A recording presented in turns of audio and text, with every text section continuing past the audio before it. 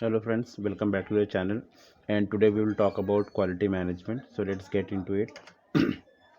So quality management में पिछले video में हमने देखा था कि व्हाट इज़ क्वालिटी प्लानिंग में क्या होता है, what process we follow to create product, what is quality assurance, am I following the process, what is quality check, is he following the process right, and what is quality improvement, how should I make him follow the process, or how should we make to improve the qualities of the product that we are delivering or the work that I'm producing. ठीक है.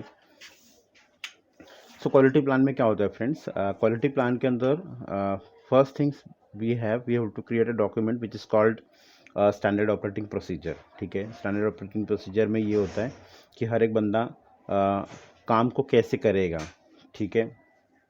उसको step by step guidance दिया होता है. उसके अंदर आपको process level maps मिल जाएगा, right, whether it is work flow मिल जाएगा. ठीक है. Some project can also include L5 level process map, जहाँ पे की स्ट्रोक लेवल पे इंफॉर्मेशन अवेलेबल होता है, मतलब एकदम माइन्यूट डिटेल अवेलेबल होती है उसके अंदर, जिसका यूज़ करके कोई भी बंदा, ठीक है, उस वर्क को परफॉर्म कर सकता है.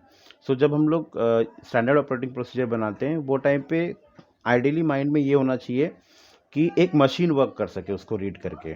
ठीक है. मतलब कोई भी बंदे को अगर मैं उसको दे दूं तो वो रीड करके काम कर सके. इस लेवल का अगर हम कोई डॉक्यूमेंट बना पा रहे हैं तो वो बेस्ट स्टैंडर्ड ऑपरेटिंग प्रोसीजर हम लोग उसको बोल सकते हैं. मतलब वहाँ पे कोई भी एम्बिग्यूटी नहीं है. ठीक है. सारी इन्फॉर्मेशन अवेलेबल है. डाउट होगा तो किससे पूछूंगा, वगैरह वगैरह. ठीक है. Then allocation of responsibility, authority and resources during the different phases of the project. ठीक है. प्रोजेक्ट के डिफरेंट फेजेस में, अलग अलग फेजेस में कौन सा बंदा किस चीज़ के लिए रिस्पॉन्सिबल है, अथॉरिटी कौन है उसके अंदर. फॉर एग्जांपल अगर आपको याद होगा मेरे कई वीडियो पहले मैंने राशि के बारे में बात किया था. ठीक है. राशि में मैंने रिस्पॉन्सिबल कौन होता है, ए फॉर अकाउंटेबल कौन होता है, ठीक है, सी फॉर कंसल्टेंट कौन होता है, और आई फॉर इन्फॉर्म्ड किसको रखते हैं. तो वो सारा जो राशि चार्ट है आपका या राशि टेबल है, उसको हर एक फेजेस के लिए हम लोग को यहाँ पे इंक्लूड करना चाहिए. ठीक है. Then suitable testing, inspection, examination and audit program से अप्रोप्रिएट स्टेजेस, अलग अलग अलग स्टेजेस के ऊपर हमारे पास टेस्टिंग कैसे करेंगे. ठीक है. Inspection is basically checking the quality, वो कैसे करेंगे. ठीक है. ऑडिट कैसे होगा, बराबर. सो आपको पता होगा फ्रेंड्स कि हर एक, इनफैक्ट कई सारी जो स्टैंडर्ड कंपनीज है वो ऑडिट जो है थर्ड पार्टी से करवाती है, और थर्ड पार्टी से ही ऑडिट होना चाहिए. हमारा इंटरनल तो क्या होता है, पहले एक इंटरनल ऑडिट होता है, जो एक्सटर्नल ऑडिट करने वाला है सेम वैसे ही करते हैं टू चेक कि हमारे प्रोसेस के अंदर कहीं कोई प्रॉब्लम तो नहीं है. एक बार इंटरनल ऑडिट जब पास हो जाता है, देन कंपनीज क्या करती है, वो एक्सटर्नल ऑडिट वाले को बोल देती है कि हाँ भाई तुम भी आके अब ऑडिट कर लो. फिर वो ऑडिट करते हैं और वो चेक करते हैं कि आपका जो प्रोसेस है क्या वो आईएसओ स्टैंडर्ड के हिसाब से चल रहा है कि नहीं चल रहा है. अगर कहीं पे उनको कुछ इम्प्रूवमेंट अपॉर्चुनिटीज़ होती है, मिलती है, then they mark as non conformities, NC mark करते हैं वो लोग. ठीक है. ऑडिट वाले वैसे काम करते हैं. Then a method for measuring and achievement of the quality objective. So और हाँ, ये भी इम्पॉर्टेंट है टू नो दैट कि ये जो क्वालिटी वाला पार्ट है ना, इनफैक्ट हर ऑर्गेनाइजेशन में क्वालिटी कंट्रोल डिपार्टमेंट ही सेपरेट होता है. ठीक है. उसका काम होता है खाली क्वालिटी को मतलब टारगेट करना. और इनफैक्ट क्वालिटी कंट्रोल का जिस तरह एक सेपरेट हायरार्की, सेपरेट टावर आप बोल सकते हो सकता है. आई नो मेरे पिछले ऑर्गेनाइजेशन में भी they use to be a quality head. ठीक है. Who use to report directly to the CEO of the organization. ठीक है. तो मतलब क्वालिटी एक सेपरेट पिलर होता था, और उसके अंदर पूरा ओवरऑल ऑर्गेनाइजेशन में हर एक डिपार्टमेंट में हर एक प्रोसेस की क्वालिटी कैसे हम लोग मेक श्योर करेंगे कि अप टू मार्क है, जिसकी वजह से हमारा जो प्रोडक्ट डिलीवर हो रहा है वो एक एक्सेप्टेबल क्वालिटी का हो, तो उसके लिए एक पूरा फुल डिपार्टमेंट होता है. ठीक है.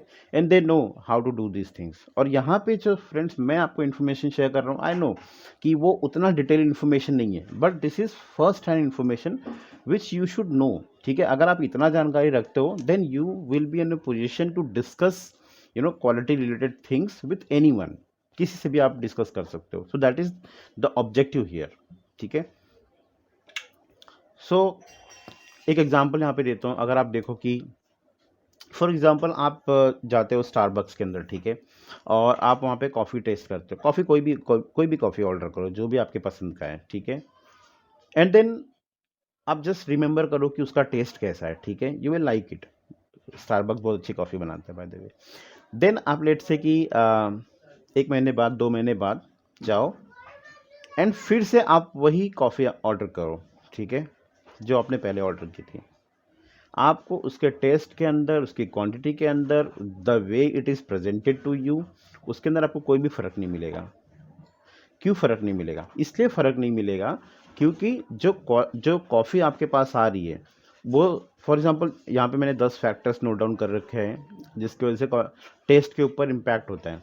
तो जिस सॉइल के अंदर वो कॉफ़ी उग रही है वो सॉइल सेम है, जो क्लाइमेट के अंदर वो उग रही है वो क्लाइमेट भी सेम है, जितने एलिवेशन पे उग रहा है वो एलिवेशन भी सेम है, ठीक है। सराउंडिंग में कौन से प्लांट हैं, फार्मिंग प्रैक्टिसेस क्या है, कैसे पिक कर रहे हैं उसको, प्रोसेसिंग किस तरीके से हो रही है, स्टोर कैसे कर रहे हैं, कितने टाइम तक उसे रोस्ट किया जा रहा है, वो सारी चीज़ें जो होती है फिक्स होती है। तो यहाँ पे आप अपने प्रोजेक्ट से भी इसको रिलेट कर सकते हो कि एक प्रोडक्ट बनाने के लिए यहाँ पे मैंने 10 प्रोसेस दिखाए हुए हैं, ठीक है, या 10 डिफरेंट डिफरेंट डिपार्टमेंट्स आप स्क्रीन पर देख सकते हो, बट रियलिटी में ऐसे 100 डिपार्टमेंट हो सकते हैं यार, 50 डिपार्टमेंट हो सकते हैं। हर एक डिपार्टमेंट को मेक श्योर करना है कि उसकी जो क्वालिटी है वो अप टू मार्क हो। अगर ऐसा होगा देन जाके फाइनली आपको एक बेस्ट क्वालिटी ऑफ प्रोडक्ट मिलेगा, ठीक है, या जो जो टेस्ट होगा वो रिप्रोड्यूसेबल होगा, ठीक है।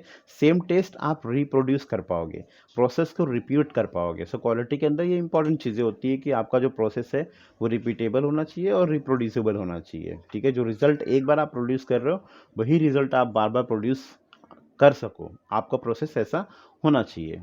Okay, let's move ahead. तो क्वालिटी एश्योरेंस की बात आती है। क्वालिटी एश्योरेंस में हम क्या करते हैं, बेसिकली इसके अंदर वी क्रिएट एन ओवरव्यू और इंट्रोडक्शन ऑफ प्रोजेक्ट और प्रोसेस, डिटेलिंग द बैकग्राउंड, ठीक है, उसका बैकग्राउंड क्या था, हम ये प्रोजेक्ट क्यों कर रहे हैं, ठीक है, इसकी स्कोप क्या है, ठीक है। स्कोप में मतलब बेसिकली हम क्या क्या करने वाले हैं, क्या नहीं करने वाले। स्कोप के अंदर इन स्कोप और आउट ऑफ स्कोप दोनों चीज़ें लिखी होती है। एक्टिविटीज़ ऑफ कोर्स क्या क्या हम काम करेंगे to make sure the quality is assured, जैसे मैंने बताया था पिछले वीडियो में भी कि जब आप क्वालिटी एश्योरेंस की बात करते हो इट्स यू द बंदा जो काम कर रहा है ना, कि उसके लिए है कि हाउ क्या प्रोसेस वो फॉलो करे, कैसे काम करे कि quality is assured, quality is there in the first place itself, ठीक है, एरर ना हो, सिस्टम के अंदर गलतियाँ ना हो। देन ऑर्गेनाइजेशनल स्ट्रक्चर और चार्ट वहाँ पे होना चाहिए, ईच मेंबर्स रिस्पॉन्सिबिलिटी क्लियरली बताना होना चाहिए, ठीक है। वर्क वेरिफिकेशन होना चाहिए कि भाई कौन चेक करेगा वर्क। देन अगर आप अपना वर्क जो है किसी एक्सटर्नल, ठीक है, पार्टी को दे रहे हो, ठीक है, क्लाइंट से काम करवा रहे हो, ठीक है, तो उस वक्त आपको ये देखना है कि जो जिस पार्टी को आप वर्क दे रहे हो क्या वो सर्टिफाइड है, क्या वो डिफरेंट डिफरेंट जो क्वालिटीज़ के मेथोडोलॉजी होते हैं वो उसके लिए उसके पास ट्रेनिंग अवेलेबल है या नहीं है, ठीक है, उसकी ऑडिटिंग बराबर हुई है कि नहीं हुई है, वगैरह वगैरह। सो वो होता है सप्लायर मैनेजमेंट का पार्ट हो जाता है, जहाँ पे आप चेक करते हो कि भाई बेसिकली जो हमारे पास चीज़ें आ रही है, जहाँ पे अगर हम थर्ड पार्टी से करवा रहे हैं तो वो सर्टिफाइड है कि नहीं है। मेन मुद्दा यहाँ पे यही है। Then quality check or control का पार्ट आता है, जहाँ पे अगेन आप ये देखोगे कि यहाँ पे काफ़ी सारी चीज़ें जो है ना ओवरलैप है, और ओवरलैप होंगी भी है क्योंकि सब एक कॉम्प्रिहेंसिव डॉक्यूमेंट का ही पार्ट है या कॉम्प्रिहेंसिव ऑर्गेनाइजेशन का ही पार्ट है जो क्वालिटी ऑर्गेनाइजेशन है। So when it comes to quality check or control each members responsibility and qualification, ठीक है, necessary to fulfill stated duties वहाँ पे लिखा होना चाहिए। How a person becomes qualified to perform quality, ठीक है, एक बंदा क्वालिटी परफॉर्म करने के लिए कब क्वालिफाइड होगा वो भी हमें पता होना चाहिए, ठीक है। जैसे मैंने यहाँ पे लिख के रखा है आफ्टर सक्सेसफुल पासिंग 10 चेक्स, ठीक है। तो लेट्स से कि एक बंदा एक वीक में कुछ वर्क प्रोड्यूस कर रहा है, तो इस तरीके से हर एवरी लेट से थर्ड वीक में उसका चेक करूँगा, एंड ऐसे जब मैं उसका 10 चेक कर लूँगा और 10 चेक में लेट से वो 98% से ऊपर उसकी क्वालिटी है, कोई एरर नहीं है, कुछ गलती नहीं है उसके वर्क के अंदर, देन मैं बोलता हूँ कि नहीं, now you are certified to perform quality, ठीक है। और जब वो क्वालिटी परफॉर्म कर रहा है तो उसका भी सैंपल होते रहना चाहिए, सो दैट कोई तो ये भी चेक करे कि अगर उसका स्टैंडर्ड डाउन हो रहा है, अगर वो बंदा खुद ऐसा पॉइंट आ रहा है जहाँ पे उसकी खुद की क्वालिटी डाउन हो जा रही है, देन उसको वापस से डिग्रेड भी कर सको, ठीक है। सो ऐसा नहीं कि एक बार कोई बंदा क्वालिटी परफॉर्म करने के लिए सर्टिफाइड हो गया तो वो फॉर एवर हो गया, नहीं, ऐसा बिल्कुल नहीं होना चाहिए, ठीक है। पासिंग क्राइटेरिया में पता होना चाहिए, कौन सा टूल यूज़ करने वाले हैं क्वालिटी करने के लिए पता होना चाहिए, सैम्पलिंग क्राइटेरिया क्या होगा, हम सैंपल कैसे कलेक्ट करेंगे, ठीक है, वो पता होना चाहिए। ऐसा नहीं होना चाहिए कि जब मैं सैंपल कलेक्ट कर रहा हूँ एक ऐसा सैंपल हमेशा रैंडम होना चाहिए, पहली चीज़ तो ये है, ठीक है।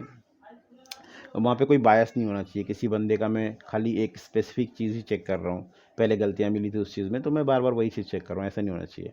आप उसका रैंडम वर्क चेक करो, ठीक है।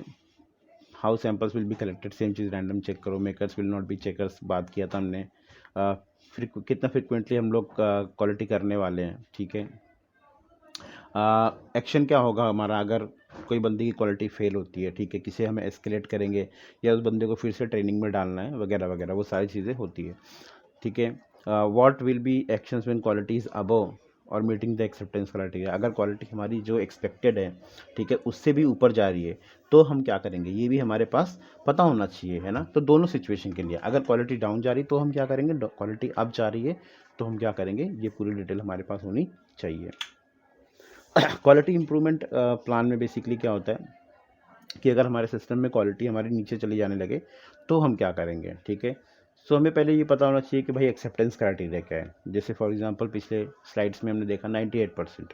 सो अगर लेट से मैं किसी का 10 सैंपल चेक करता हूँ या 100 सैंपल चेक करता हूँ तो एटलीस्ट 98 सैंपल्स मेरे पास होने चाहिए। अगर उसमें नहीं हो रहा, लेट से 97 पे आ रहा है, देन मेरा एक्सेप्टेंस क्राइटेरिया मीट नहीं हो रहा है ना। So what will be the action plan when quality is below acceptance criteria, आप क्या करने वाले हो। अगेन जैसे मैंने पिछले स्लाइड्स में ही बात किया कि आप एस्केलेट करोगे, उसे फिर से ट्रेनिंग में भेजोगे या कुछ और करोगे, ठीक है। हर एक ऑर्गेनाइजेशन का अलग अलग हो सकता है। सो ये पॉइंटर्स के अराउंड जब आप अपनी टीम से डिस्कस करोगे then you will get actions, ठीक है। देन आप एक काफ़ी सारा डिटेल्ड इन्फॉर्मेशन आपको मिलेगा। ये सारे पॉइंटर्स ही हैं जिसके अराउंड आपको डिस्कशन करना है। यू कैन थिंक अबाउट, वैसा आप सोच सकते हो। Then feedback mechanism for internal and external customer feedback, ठीक है।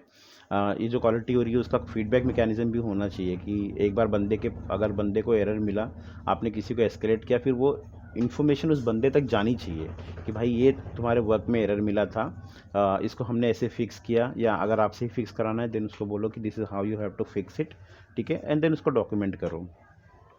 ऑडिट्स, जैसा पिछले स्लाइड्स में भी हमने देखा कि सब प्रोसेस का ऑडिट होना चाहिए। Training, yes, corrective actions, preventive actions होने चाहिए, ठीक है, जिसको हम लोग कॉपा भी बोलते हैं, करेक्टिव एंड प्रिवेंटिव एक्शंस। तो जब एरर कुछ ज़्यादा बड़ा हो जाता है, ज़्यादा प्रॉब्लमेटिक हो जाता है, रिपीटेटिव हो जाता है, वो टाइम पे we do a CAPA, corrective and preventive actions. Corrective action मतलब गलती हो गई, बड़ी बड़ी बड़ी गलती है, ठीक है, अभी हम क्या करें कि जिससे ये प्रॉब्लम फिक्स हो जाए, वो करेक्टिव एक्शंस होगा, ठीक है।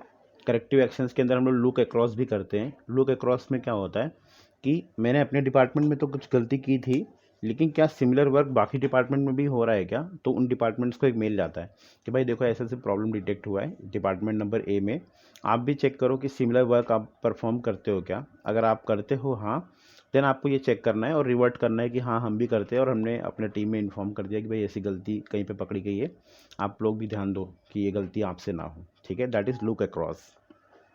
प्रिवेंटिव एक्शंस, आप अपने प्रोसेस में क्या चेंज कर रहे हो जिसकी वजह से फ्यूचर में ये जो गलती हुई है स्पेसिफिक, वो गलती दोबारा ना हो, दैट इज़ प्रिवेंटिव एक्शंस, ठीक है। नोटिफिकेशंस, यस ऑफ कोर्स आप भेजोगे ही। एनी रेफरेंस और related material including performance rating और परफॉर्मेंस रिपोर्ट, ये भी आप करोगे ऑफ कोर्स क्वालिटी इंप्रूवमेंट के लिए, ठीक है। Then we have statistical quality control. So उसके अंदर मैंने दो चीज़ लिख के रखा है कि मेजर ऑफ सेंट्रल टेंडेंसी और मेजर ऑफ वेरिएंस के अंदर।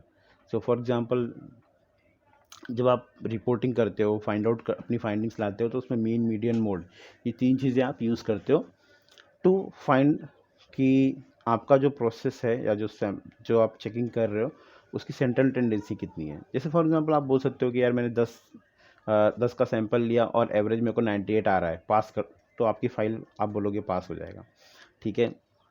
बट प्रोसेस में क्या होता है कि प्रोसेस के अंदर हम एवरेज नहीं, लेट से कि मेरे पास 4 प्रोसेस है और हर एक प्रोसेस जो है ना, एक लेट से 0.97 पे कर रहा है, एक 0.98 पे कर रहा है, एक 0.99 पे है, 99% पे, एक लेट से 80% पे, तो आपका जो फाइनल प्रोडक्ट होगा उसकी क्वालिटी इनका एवरेज नहीं होगा बल्कि उनका प्रोडक्ट होता है, ठीक है। तो ये बड़ी इंटरेस्टिंग चीज़ है। मेजर ऑफ वेरिएंस में आप डाइवर्जेंस फाइंड आउट करते हो, स्टैंडर्ड डिविएशन फाइंड आउट करते हो, ठीक है, ये सारी चीज़ें आप मेजर ऑफ वेरिएंस में करते हो। तो आई थिंक काफ़ी सारी चीज़ें हमने डिस्कस की, और ये पॉइंटर्स है फ्रेंड्स, प्लीज़ आप ये चीज़ नोट करो, दिस इज़ नॉट ऑल कि हमारा क्वालिटी कंट्रोल जो प्लान होता है वो ये 8-10 स्लाइड्स में ही कंप्लीट हो जाता है, नहीं, ये पॉइंटर्स है। इन पॉइंटर्स के अराउंड आपको अपने टीम में डिस्कस करना है, और डिस्कस करके आपको एक कॉम्प्रिहेंसिव डॉक्यूमेंटेशन क्रिएट करना है, दैट इज़ द ऑब्जेक्टिव। तो होप आपको ये वीडियो पसंद आया होगा, आपको कुछ इन्फॉर्मेशन मिली होगी। Let's meet in the next video with new topics. Thank you very much, bye.